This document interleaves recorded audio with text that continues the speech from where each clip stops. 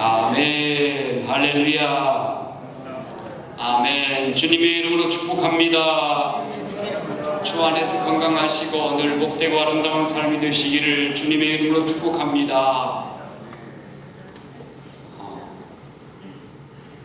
우리 거살리에, 우리 신평에 이 코로나가 오면서 많이 긴장들 되실 겁니다. 오늘 예배 얼마나 나오겠나 생각했는데 평소보다 좀 덜 나오긴 했어도 많은 기도의 삼병용사처럼 하나님 바라보며 믿음으로 나온 여러분들을 주님의 이름으로 축복합니다. 또 어쩔 수 없이 영상을 통해서 또 가정에서 하나님께 예배드리고 있는 모든 성도들에게도 하나님은 주님 함께 하시기를 축복합니다. 이 가까운 아파트 관리하시는 분이 코로나가 걸렸다고 해가지고 또 그 부인은 저 리가 아파트에 사신다고 해가지고 근데 그 두 분이 다 확진자가 됐는데 그분들이 저 하나로마트도 가고 또 한마음병원도 가고 백세 약국도 가고 몇 군데 갔었대요. 그래서 그 관련되어 있는 분 전수 다 조사를 했는데 단 한 분도 감염자는 없이 없다고 이렇게 또 돼서 감사하고, 어떤 교회는 외부에서 한 3분 정도가 감염자가 들어왔는데, 확진자가 들어왔는데 한 700여 명 그 모인 분들 가운데 단 한 명도 그 감염자는 없다고 그런 또 뉴스도 있습니다. 그러니까 막 평소에는 몇천 명 모이는 교회일 것 같아. 700명 정도 모였다면 굉장히 거리두기 하고 마스크를 잘 착용하고 그렇게 했겠지요. 저는 그런 생각을 합니다. 이제는 드디어 우리 문 앞에까지, 우리가 사는 동네까지 이 녀석이 왔구나. 그래서 이제는 피할 수 없구나. 그럼 피할 수 없으면 뭐해? 즐겨라. 피할 수 없으면 즐겨라. 각자가 방역을 잘 하면서, 마스크 착용 잘 하면서, 마치 감기 조심하듯이, 독감 조심하듯이 잘 조심하면서 끝까지 한 분도 감염자 없이, 항상 제가 볼 때는 2021년 한 해가 지나야, 그리고 백신들을 좀 맞고 이렇게 돼야 어느 정도 이제는 마음을 놓지 않을까. 아직까지는 백신이 우리에게까지 오지 못했고 개발이 자꾸 되고 있다고 그러고 거의 90%, 95%까지 성공률이 된다고. 백신에서 한 60, 70%면 완전 성공이 되는데 거의 90% 이상이라고 이런 또 뉴스도 나오고 그러는데, 내년 한 해까지만 조금 조심하시면서 잘 관리하시면서 끝까지 우리 감염자 한 분도 나오지 말고 잘 지내시기를 주님의 이름으로 축복합니다. 아멘. 세월이 참 빨라요. 그냥 코로나가 시작된 지 엊그제 같고 지금 1월달에 시작한 지 얼마 안 되는 것 같은데도 불구하고 1년 내내 이 코로나와 더불어서 이제 드디어 12월을 맞이했습니다. 도시에는 이제 거리두기 2단계로 올라가고, 아직 당진은 그래도 이 서산이나 아산이나 천안은 굉장히 많이 확진자가 나오는 것 같은데, 당진은 아직까지도 20명 선에서 23명인가 이런 선에서, 그리고 코로나로 아직도 돌아가신 분은 한 분도 없다고 그래요. 그러니까 우리 당진시가 코로나로 인해서 돌아가신 분이 없이 또 좀 덜 확장되고 건강한 당진시가 되기를 소망합니다. 끝까지 잘 견뎌내고, 당진시에서도 그동안 초기에는 많이 좀 이렇게 좀 심할 정도로, 저희 교회는 아니지만 다른 어떤 교회는 아예 그냥 엄청나게 심하게 단속하고 그랬대는데, 저희 교회는 몇 분 오셔서 늘 하시는 말씀이 잘하고 계시네요. 잘하고 계시네요. 그러면서 이제 가셨는데, 인원을 제한하지 않고 한 공간에 100명 이상만 들어가지 않도록 해달라. 또 거리두기, 마스크 착용 잘 해달라. 그런 얘기들이 있고, 특별히 이렇게 제재하지 않아서 감사하고, 우리 스스로가 누가 제재해서가 아니라 우리 스스로가 조심해서 잘 관리하면서 끝까지 건강하게 승리하시길 축복합니다. 어찌됐건 이럭저럭 하다 보니 벌써 이제 금년 한 해도 다 가면서 12월 달을 맞았습니다. 12월 하면 우리 기독교인에게 있어서는 가장 큰 명절 중에 하나인 성탄절이 다가오고 있습니다. 성탄절이 되기 전에 우리 지금 현재 교회력을 볼 때 대강절에 있죠. 대강절. 대강절에는 대강 보내는 절기가 아니고 초림 예수를 기뻐하고 환영하고 감사하고 또 재림 예수를 기다리면서 정말 순수하고 아름다운 신앙으로 우리 신앙을 재정립해 나가는 그런 기간으로 그 성탄절 4주 전부터, 그러니까 사실은 지난주부터 이 대강절이 시작이 됐습니다. 오늘은 대강절 둘째 주. 사실 이 대강절은 백화점을 비롯해서 장사하는 분들이 더 빨리 준비하고 있지 않나 하는 생각을 합니다. 반짝반짝 오색차단한 성탄 장식들과 빨간 옷과 빨간 모자를 쓴 산타께서 사슴이 끄는 썰매를 타고 오는 그런 모습들이 대형마트나 백화점이나 이런 데 가면 아주 쉽게 볼 수가 있습니다. 성탄절의 의미를 생각해 볼 때에 이날이야말로 우리 그리스도인들에게 가장 환영할 날인 줄로 믿습니다.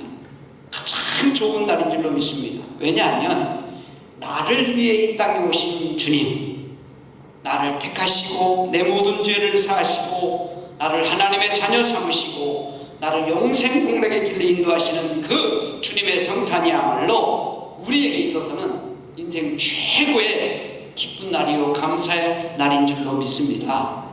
그런데 오늘 본문에서 이 성탄의 주인공 되시는 예수님께서 오셨는데 2절에 보면 유대인의 왕으로 나셨다라고 합니다. 유대인의 왕으로.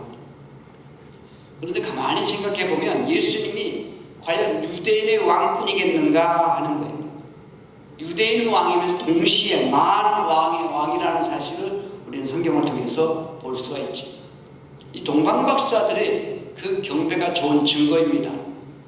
동방박사들은 이방인입니다. 하나님의 택함 받은 아브라함의 자손이 아니라는 말이에요. 이교도들이란 말이죠. 그런데 그들이 예수님께 와서 경배를 했습니다. 만약에 동방박사들이 단순히 예수가 유대인의 왕으로 나신 것이라면 굳이 그 먼 길을 찾아서 그곳까지 와서 경배할 일이 있었을까? 비록 유대 땅에서 나신 왕이지만 그분은 작은 한 나라의 왕이 아니라 온 우주 가운데 최고의 왕 중의 왕이시고 또 그 영향력이 전 세계를 향해 미칠 것이다라고 하는 그런 어떤 징조를 보았기 때문에 큰 별의 움직임을 보았기 때문에 그들은 그 별을 따라서 그곳 예루살렘까지 오고 베들레헴까지 가서 그 예수에게 황금과 유향과 모략을 드리면서 그분을 경배한 줄로 믿습니다. 그래서 오늘은 왕이라는 제목으로 왕으로 오신 예수, 왕이라는 제목으로 잠시 말씀을 나누고자 하는 겁니다. 현대인들은 누구나 왕 되기를 좋아합니다. 특히 남자들은요 모두가 다 왕 되고자 하는 마음들이 있는 거예요. 형편이 안 돼서 못 돼서 왕을 못 하는 거지, 형편만 되면 여건만 된다면 다 왕 되기 원하는 마음이 다 있는 거예요. 남자들. 여자분들도 있는 거고. 근데 남자들이 특히 더해요. 큰 저택에서 많은 종들을 거두면서 떵떵거리고 살고 싶은 게 남자들의 마음이라는 말이죠. 그래서 그것을 한번 이뤄보려고 열심히 공부하는 거고 열심히 일하는 거고 열심히 수고하는 거지. 그래서 모두가 왕처럼 한번 살아보겠다는 그런 마음들이 있는 거예요. 그런데 오늘 성경에 보니까 이 꿈을 이룬 사람이 있어요. 누구일까요? 헤롯 왕이에요. 헤롯 왕. 그는 로마의 지배하에 있는 그 이스라엘의 왕으로 원래 헤롯은 평민 출신이고요 왕족이 아닙니다. 그런데 로마에게 잘 보여가지고, 쉽게 말하면 로마에게 아주 아부를 잘해가지고 헤롯이, 그 로마의 왕이, 시저가 로마의 왕이 헤롯을 왕으로 세웠거든요. 그래서 이 헤롯 입장에서는 아주 수치가진 거죠. 잘 된 거죠. 자, 그런데 여러분, 헤롯 말고 또 다른 왕이 나오고 있습니다. 누구일까요? 유대인의 왕 나사렛 예수. 예수님. 그분은 우리를 구원하시려고 이 땅에 오셨다라고 말씀하십니다. 하나님의 아들이신 그분이 우리의 왕이라고 말씀하십니다. 오늘 성경 마태복음 1장 1절로 12절을 간단히 요약하면, 동방의 박사들이 왕으로 나신 이를 찾아서 먼 길을 찾아왔었고, 마침내 그 왕을 찾아서 그 왕에게 경배하고 보배합을 열어 황금과 유황과 모략을 예물로 드렸다라는 내용입니다. 자, 그런데 헤롯 왕은 동방 박사들에게 너희는 가서 그 왕이 태어난 곳이 어디인지를 보고들라. 돌아가는 길에 그걸 나에게 알려달라. 나도 그에게 가서 경배하리라. 근데 뒷말은 거짓말입니다. 가서 경배하고자 하는 게 아니라 가서 그 예수를 죽이고자 했다는 거지요. 근데 동방 박사들은 별의 그 인도를 따라서 드디어 왕을 만나게 됐습니다. 가장 값진 왕에게만 드릴 수 있는 황금과 유황과 모략을 다 드리면서 그 왕께 경배를 하고, 그리고 돌아가려고 하는데 그날 밤에 하나님께서 꿈으로 나타나셔서 헤롯에게로 돌아가지 말고 다른 길로 너희 고향에 돌아가라, 그런 말씀을 하십니다. 그러니까 이 사람들이 그 하나님의 지시를 따라서 헤롯에게 가지 아니하고 다른 길로 본국으로 돌아가는 그런 모습을 12절에서 볼 수 있지요. 자, 그런데 이 헤롯은 그 동방박사를 기다리다가 세월이 지나도 시간이 지나도 계속 보지 않으니까 속았다 생각을 하고, 그때로부터 시작해서 베들레헴과 온 주변에 있는 아이들을, 2살 이하의 아이들을 다, 특히 남자아이들을 다 죽이라고 명령을 하고 죽이는, 수많은 사람들이 헤롯 한 사람 때문에 생명을 잃고 수많은 가정의 아픔과 슬픔이 찾아드는 거예요. 왜 헤롯이 이렇게 잔인한 짓을 했을까요? 경쟁자를 죽이려고 하려다가, 자기 외에는 왕이 없어야 되는데 다른 사람이 또 왕이라고 그러니까 자기 왕자리 뺏길까, 자기만이 왕이라야 하고, 자기만이 권세자라야 하고, 자기만이 많은 사람 위해서 군림해야 하고, 자기만이 누려야 하고 그러는데, 자기 말고 또 다른 왕이 있다고 그러니까 그 왕을 없애려고 하는 거예요. 제거하려고 하는 거예요. 자기만이 나라를 다스리고, 자기만이 최고의 대접을 받아야 하고, 자기 이름만이 높여져야 하고, 자기만이 최고 부자가 되어야 하고, 자기만이 섬김받아야 하고, 이걸 반대로 하면 자기 말고 다른 사람들은 좀 가난해도 괜찮고, 불행해도 괜찮고, 불이익을 당해도 괜찮고, 자기가 최고라야 한다는 이 왕의 의식. 이런 의식은 결국 그 사람을 교만하게 하고, 허세에 빠지게 하고, 이기적인 생각으로 가득 차게 하는 겁니다. 여러분, 제가 설교 초두에 말씀드린 것처럼 모든 남자들이 왕 되기를 바라는 마음이 있지만, 그런데 이 헤롯 같은 왕이 되고자 하는 마음이 있다면요, 자기도 불행하고 다른 사람도 불행해지는 거예요. 그런데 우리에게 진정한 왕, 영원한 왕, 만왕의 왕이신 그 주님의 의식은 어떤 의식을 가지고 있습니까? 헤롯과는 전혀 반대입니다. 그분은 어린아이로 아기로 이 땅에 오셨습니다. 그분은 일시적인 왕도 아니고 왕의 어떤 그 통치 기간이 끝나면 물러나야 하는 그런 왕도 아니고 힘이 없는 그런 분이 아닌데, 헤롯처럼 어떤 한 지역을 다스리는 그런 왕이 아니라 온 우주 만물을 다스리시는 왕 중의 왕이시여 영원한 왕이신 줄로 믿습니다. 그분은 온 인류를 창조하실 때도 이미 그 창조사역에 함께 하나님과 함께 하셨고, 온 인류를 구원하실 왕이시며 장차 온 인류를 심판하실 심판주로 오실 왕 중의 왕이신 거죠. 그리고 그분을 따르는 사람들을 복된 삶으로 영광의 나라로 의의 나라로 인도하시는 왕 중의 왕이십니다. 그런데 이분은요, 헤롯 같은 그런 왕의 의식이 없습니다. 이 땅에 오실 때부터 그랬습니다. 주님은 하늘의 영광의 보좌를 버리시고 낮고 천한 이 땅에 오셨습니다.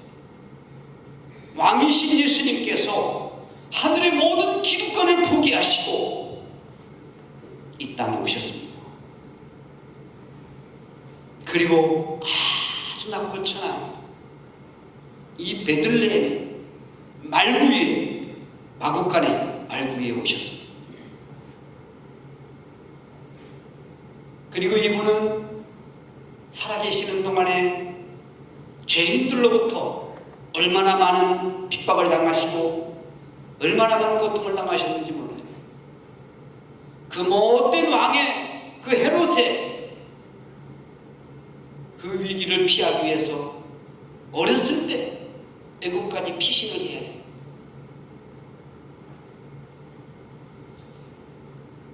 그리고 그 주님께서는 이 땅에 사시는 동안에 인자는 머리 들 곳이 없도다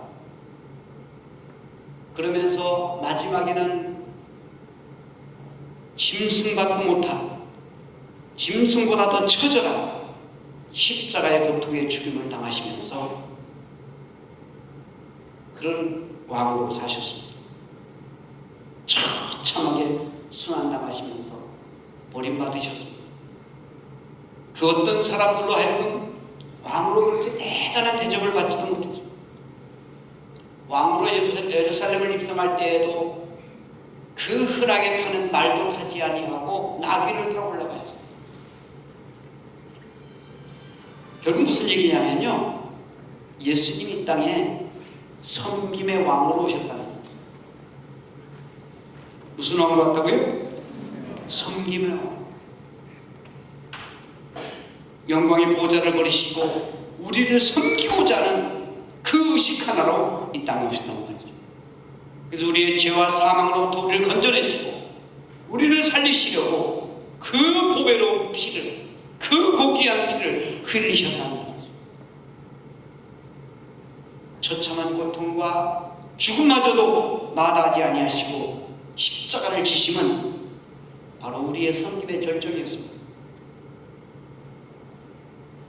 우리의 허물을 덮으시고 우리에게 영생을 주시고 우리를 생명의 길로, 의의 길로, 영광스러운 하나님의 자녀의 길로 인도하기 위해서 그 섬김을 이루시려고 이 땅에 오셨습니다. 그 주님께서 이 땅에 계시는 동안에 이런 말씀을 하셨습니다. 마태복음 20장 28절이죠. 인자가 온 것은 섬김을 받으려 함이 아니라 도리어 섬기려 하고 자기 목숨을 많은 사람의 대속물로 주려 함이라. 이 땅에 오신 목적이 섬기기 위해서, 심지어 자기 목숨까지 주시려고 오셨다는 겁니다. 결국은 십자가에서 마지막 섬김이 그 섬김의 완성이었다는 것입니다. 그 섬김의 모습을 또 요한복음 10장 10절에서 이렇게 말씀하십니다. 도적이 오는 것은 도적질하고 멸망시키려는 것뿐이요 내가 온 것은 양으로 생명을 얻게 하고 더 풍성히 얻게 하려 하심이라. 주님의 오심은 우리에게 풍성한 생명을 주시기 위해서, 즉 저와 여러분이 정말 예수 믿음으로 행복하고 복되고 아름답고 그렇게 정말 풍성한 은혜와 축복을 누리며 살게 하기 위해서 그 영광의 보좌를 버리시고 이 낙고천한 곳에 오셔서 죽음으로 우리의 모든 저주와 죄와 사망을 해결해 놓으신 거지. 그래서 그분은 섬김의 왕이십니다. 섬김의 왕. 예수님께서 이 땅에 사시는 동안에도 때로는 제자들의 발을 씻기시며 너희는 나를 본받는 자 되라 하셨습니다.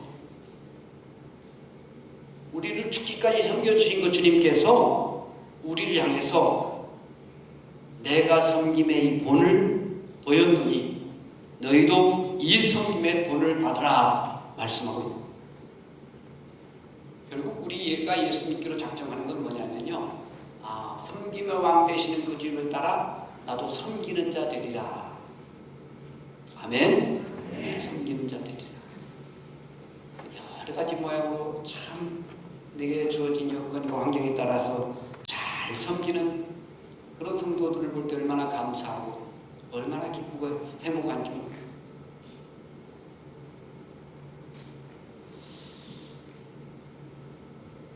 섬김의 왕이신 주님께서 목숨까지 주시면서 우리를 섬겨주셨습니다.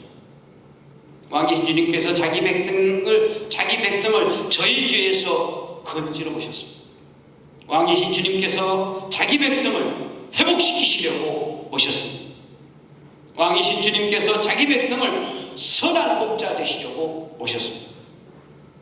그러나 왕이신 주님께서는 자기를 따르는 백성들에게 푸른 추자, 맑은 물가로 인도하시고 좋은 것으로 공급해 주신다고 말씀하십니다. 나의 목자가, 나의 주님이 이 섬김의 왕 되시는 예수 그리스도인 줄로 믿습니다. 그분이 나를 지키시고 보호하시고 인도하시고 푸른 초장, 맑은 물가, 쉴만한 물가 인도하시고 함께하시고 은혜 베풀어 주시는 그런 주님이신 줄로 믿습니다. 오늘 성경에서도 하나님께서는 예수님을 경배하는 자들 좋은 길로 인도하시는 거예요. 자, 심지어는 꿈에 나타났습니다. 그 동방 박사들이 만약에 헤롯의 얘기를 듣고 그대로 갔더라면 어떻게 됐을지 몰라요. 아기 예수도 당연히 잘못되겠고 그 박사들도 가만둘는지 그건 몰라요. 그런데 하나님께서 꿈에 현몽하셔서 그들을 복된 길로 인도하시고, 그래서 결국은 인류의 구원자이신 만왕의 왕이신 이 메시아를 보호하는 길로 하나님의 인도하십니다. 주님은 주님을 따르는 우리에게도 가장 좋은 길로 인도하시는 하나님이신 줄로 믿습니다. 때로는 내가 좀 잘 안 되는 것 같고 내가 좀 이렇게 잘못되는 것 같을지라도 모든 것이 합력하여 선을 이루시는 하나님, 결국은 승리의 간증자가 되게 하시고 여호와가 나의 목자이십니다 라고 고백하게 하실 줄로 믿습니다. 그럼 그 만왕의 왕이신 주님, 섬김의 왕이신 주님, 나를 위해서 목숨까지 내어주시면서 나를 섬겨주신 그 주님을 우리는 어떻게 섬겨야 할까요? 어떻게 경배해야 할까요? 우리 동방 박사들을 통해서 그 교훈을 얻습니다. 이 동방 박사들은요, 한 분 그분을 만나기 위해서 산을 넘고 물을 건너 그 험한 먼 길을 떠났습니다. 아마 거기까지 오는 과정에서 장애들이 많았을 거예요. 밤에는 맹수들이 덤빌까 싶어서 마음의 불안함도 있었을 거예요.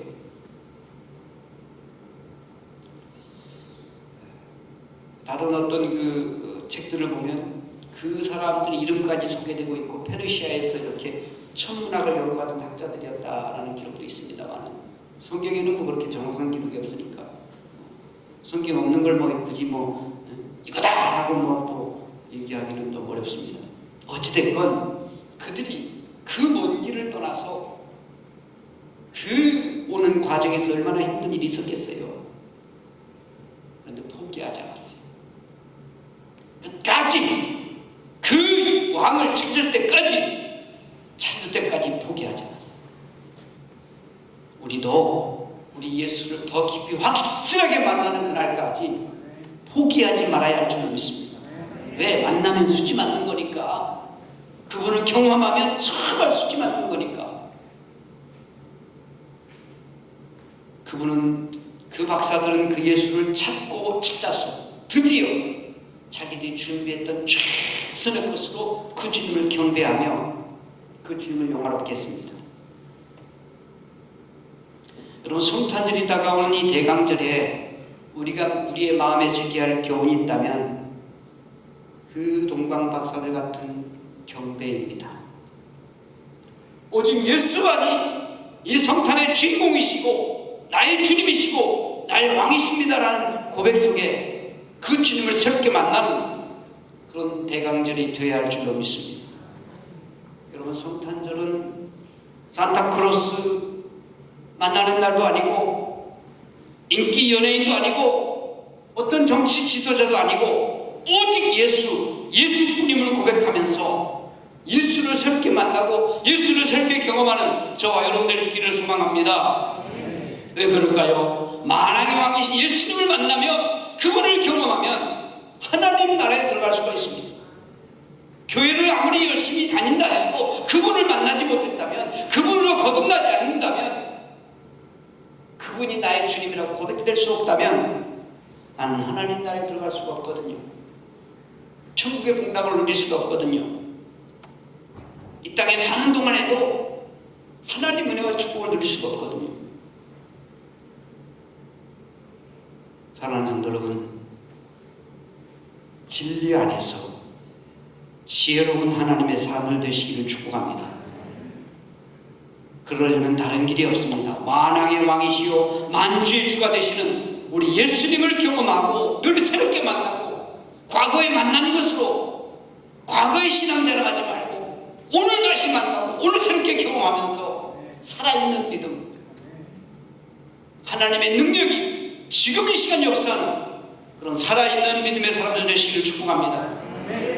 그 예수 그를 나의 주님으로 환영하고 영접하고 모셔드리고 그 주님의 통치를 따르고 그 주님의 인도를 받으면서 그 주님의 다스림 가운데 오늘을 사는 지혜로운 하나님의 사람들 되시기를 축복합니다. 그렇게 될 때에 우리의 모든 어두운 마음이 빛으로 환하게 밝아질 것입니다. 하나님이 주시는 지혜를 따라 통찰력과 분별력이 생기게 될 것입니다. 그리고 하나님이 주시는 거룩한 비전을 보게 될 것입니다. 내가 왜 살아야 하는지, 내가 왜 일해야 되는지, 내가 왜 공부해야 하는지, 내가 왜 돈을 벌어야 하는지, 내가 왜 운동을 해야 되는지 내 삶의 분명한 목적과 비전을 보게 될 줄로 믿습니다. 그러므로 인해서 삶의 의미와 가치를 알고 행복한 그런 인생이 되는 줄로 믿습니다. 평생 동안 만왕의 왕이신 예수 그를 경배하면서 하나님 주시는 은혜와 평강과 복이 넘치는 복된 삶이 되시기를 주님의 이름으로 축복합니다.